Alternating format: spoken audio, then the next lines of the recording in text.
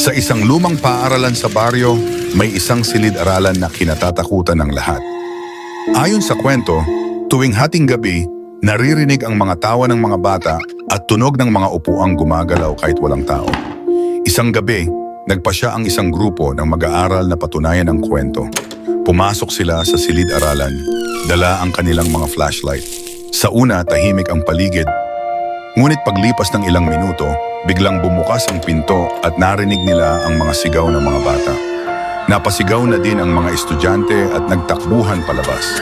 Subalit ang pinakamatapang sa kanila, si Carlo at ang mga kaibigan niya ay nanatili.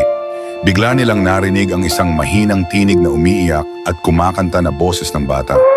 Nang kanyang sundan ang tunog, nakita niya ang isang lumang mga notebooks at mga lumang libro. At sa ibabaw ay mga lumang larawan ng mga estudyante at mga guro ng paaralan. At may nakita silang sulat na nagsasabing, "Kami ang enkaraan at kayo ang kasalukuyang panahon. Ngayon na andito na kayo kasama namin, hindi na kayo makakabalik."